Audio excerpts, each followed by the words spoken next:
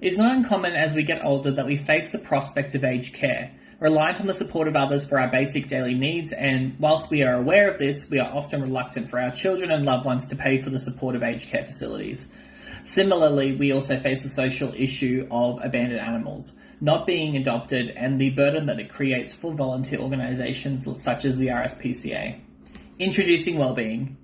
The mission of Wellbeing is to acknowledge that our animal companions are also beings who are part of our family and who are also to be well looked after. Wellbeing provides a joint venture aged care nursing facility chain partnered with local animal shelters to help communities solve the critical problems of having quality, reliable aged care and assisting with rehoming of homeless animals. Wellbeing achieve these objectives by reducing costs and helping with the quality of care through providing an aged care establishment that enables companionship and improvement in the quality of life for our loved ones, both human and animal. Wellbeing positively differentiates itself to some other care facilities who have track records of neglecting patients' needs. The beauty of Wellbeing is that it is a profitable social venture which addresses two critical issues in society with one solution. So why will well-being be a positive differentiation? Statistics show animals assist with elderly care and improve the quality of life, particularly with elderly dementia patients. Both issues are major social needs in society, which are often placed in the too high basket. Relatives of elderly are often burdened with their own work and life commitments, which limit their ability to care for their elderly relatives, with people reluctant to adopt due to potential behaviour problems or hidden health costs. Both problems are not going to go away. The positives of reducing the burden on shelters whilst positively impacting those in aged care are a win-win. Animals form bonds with those in aged care facilities, which creates the opportunities for families who visit them that they may make the emotional decision to adopt these animals, seeing how happy it makes their family members. Almost a try before you buy for adopting these animals. With both businesses on site, this will reduce overhead costs. Also, with many medications coming through the same channels for both pets and humans, there are improved economies of scale. The feedback is that providing improved quality of care is lower priority due to staffing cost requirements. Wellbeing's model improves profitability through reduced costs of operation. The following design tools have been used to maximize well-being success. Discover and empathize. Due to the scarcity of resources, facilities and staff, this creates pressure on performance and quality degrades. There is a need to utilize a creative approach when addressing the psychological needs of aged care residents whilst also mitigating the costs of delivering solutions. Aged care homes have a stigma associated with them, where people go to die, and often associated with loneliness. This can be quite confronting for an elderly person to be presented with the prospect of going into an aged care facility. It's a milestone of aging where your loss of independence is formalised. Also, costs of operating animal shelters similarly suffers from scarce resources due to the staffing levels not meeting the pet ratios. Ideate and generate solutions. Changing the environment so that it's more appealing and positively differentiated from the competitors in the market. Using one problem to address the other problem to create a solution for both. First phase will be a business alliance with the shelter to use suitable pets up for adoption. Second phase will be for the animal shelter to transition to become on-site, enabling the sharing of resources, reduced overhead costs, and improved economies of scale.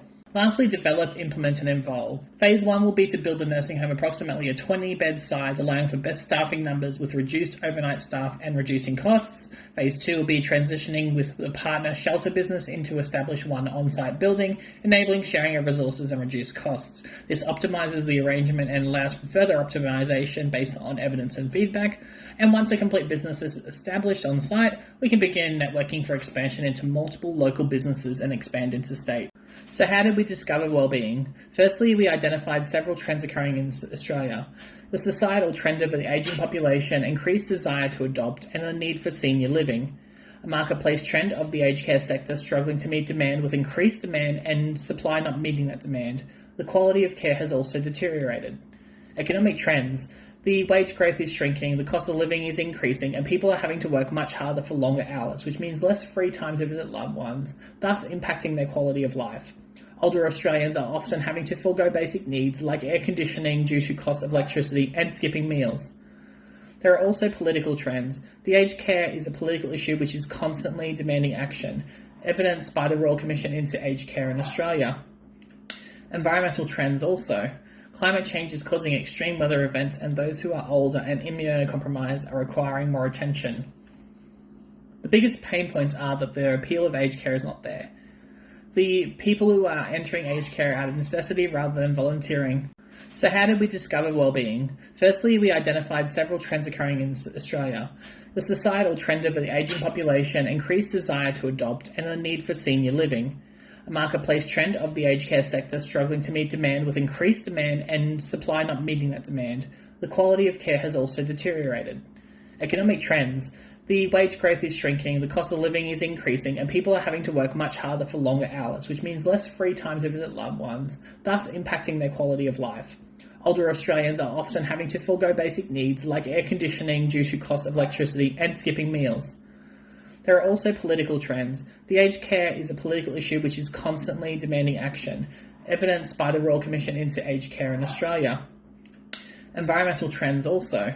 Climate change is causing extreme weather events, and those who are older and immunocompromised are requiring more attention. The biggest pain points are that the appeal of aged care is not there. People are entering aged care out of necessity rather than volunteering. Aging population means that there will be demand for further nursing homes, and side issue of animal shelters needing people to adopt animals, and the limited avenues to connect with people to establish that emotional decision to adopt. Latest national statistics, according to the RSPCA, have 137,391 animals for the RSPCA alone in a single year, with the figure trending upwards annually. According to the Royal Commission into Aged Care, there's been over 6,000 submissions, with the most common theme being substandard or unsafe aged care services. This mentality is shared by respondents on the Facebook page, with many stating that the facilities are often putting profits before the care and well-being of patients. Feedback from 10 nurses having worked in aged care provided the following commonalities. A cookie-cutter approach is often taken when staffing for patients, which doesn't account for level of care or specific needs of patients. Often they're forced to prioritise the basic needs to ensure patient safety over well-being and quality of life for the patients. Patients are often lonely due to staffing constraints and pressures to reduce costs. Only so much time can be dedicated to socialising with patients. It is difficult to influence the well-being of those also with memory-related illnesses. Feedback from employees with RSPCA suggested the following commonalities. The windows of opportunity to show off the pets are few, which is why they are regularly having to arrange events. People are concerned about health, hidden behavioural issues, and hidden costs which deter adoption over purchase. Public perception of breeds and their stigmas influence adoption behaviours. And lastly, staff to pet ratios are always low, which means that we're always looking for volunteers. As of January 2019, there have been over 300 public complaints as part of a Royal Commission launched into the aged care system of Australia. With this and other evidence mounting of a for-profit model dismissing the quality of care for their aged care patients, this is a public perception that the need for basic aged care is not being met by the market. Similarly, we also see the pet adoption market consistently having to put animals down due to the supply of adopting families not meeting the demand of increasing pet numbers at shelters. Interestingly, the market has also already had some measure of success combining these industries where abandoned animals have been lent to aged care facilities, however on a small-scale basis. There is overwhelming evidence supporting the positive health benefits of pet ownership. What the data tells us is that in 1999, it was estimated that the owning of a pet resulted in 5% or 1.8 billion Australian dollars reduction in the Australian healthcare budget for that year. There are also studies that indicate that pets have strong evidence with rapid effect of treating treatment-resistant major depressive disorder present in those who are elderly and experiencing depression due to the isolation of being in a nursing home and losing their sense of independence. There are also incongruities in aged care. The industry is meant to be looking after our elderly, but more and more cases indicate that this is not what is happening. The demographic changes also indicate that the percentage of older Australians is growing, meaning that there is an increasing demand for reliable aged care. Also, we can see very quickly with assessing against the criteria that the project is viable. Minimum viable product. We begin the minimum viable product process through prototyping the venture.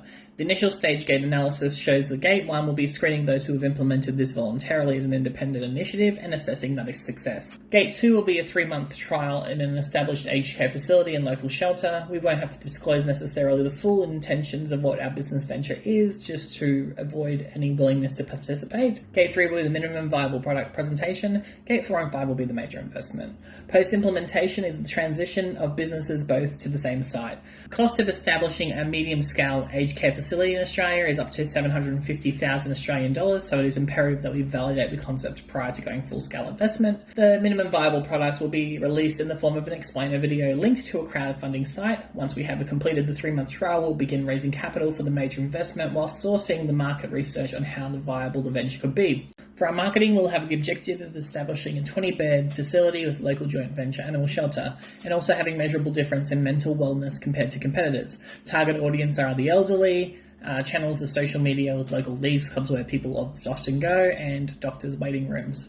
Where we are now, with our strengths, we have the augmented benefits of adopting a pet and improving the social environment. Weaknesses include limited intellectual property protection. Opportunities are sharing resources and stronger bargaining power, and threats mimicry of the business model due to limited intellectual property protection. Core brand value, the mission of well-being, is to acknowledge that our animal companions are also beings who are part of our family and to be well looked after. Competition are the three top chains, so Bupa, Opal and Ality.